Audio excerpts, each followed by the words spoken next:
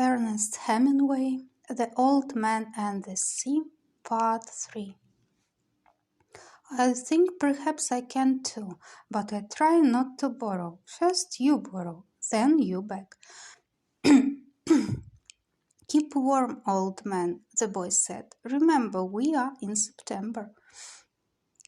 The month when the great fish come, the old man said. Anyone can be a fisherman in May. I go now for the sardines, said the boy. The boy said. When the boy came back, the old man was asleep in the chair, and the sun was down. The boy took the old man's army blanket off the bed and spread it over the back of the chair and over the old man's shoulders. They were strange shoulders, still powerful, although very old, and the neck was still strong too, and the creases did not show so much when the old man was asleep and his head fallen forward. His shirt had been patched so many times that it was like the sail, and the patches were faded to many different shades by the sun. The old man's head was very still, and with his eyes colored, there was no life in his face.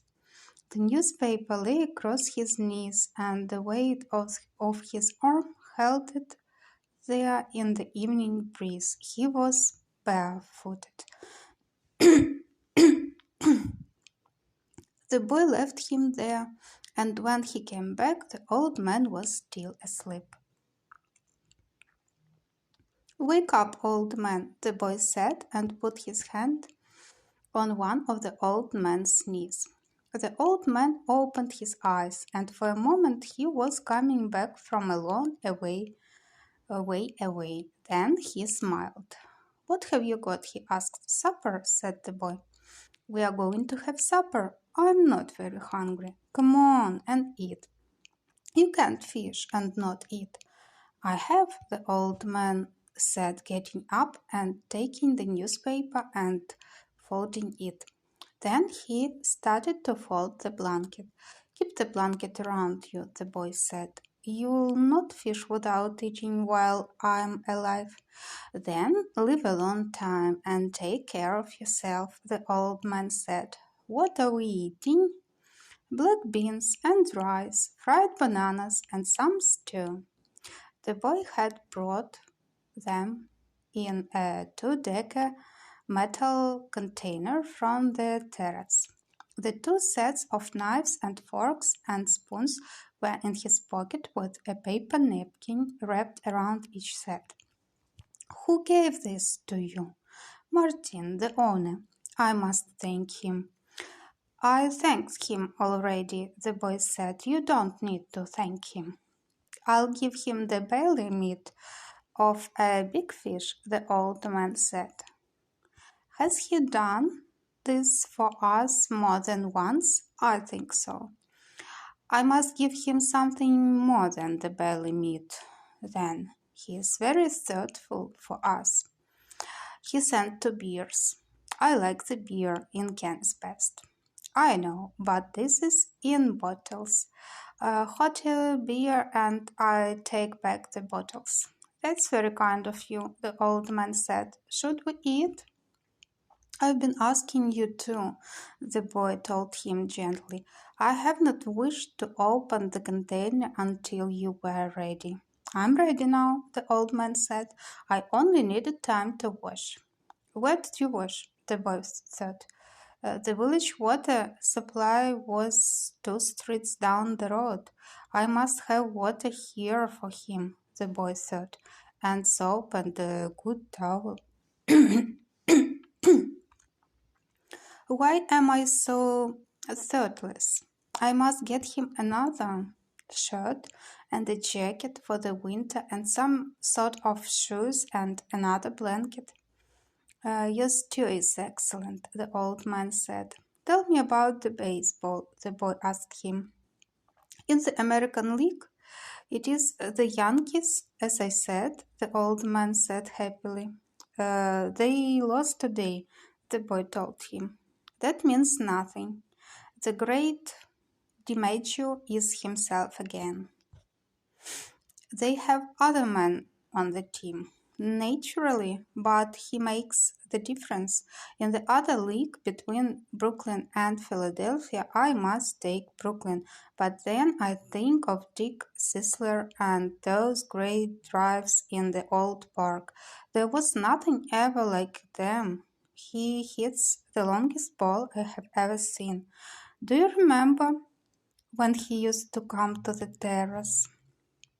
I wanted to take him fishing, but I was too timid to ask him. Then I asked you to ask him, and you were too timid. I know. It was a great mistake. He might have gone with us. Then we would have that for all of our lives. I would like to take the great Divleggio fishing, the old man said. They say his father was a fisherman. Maybe he was as poor as we are and would understand. The great Cicely's father was never poor, and he, the father, was playing in the big leagues when he was my age.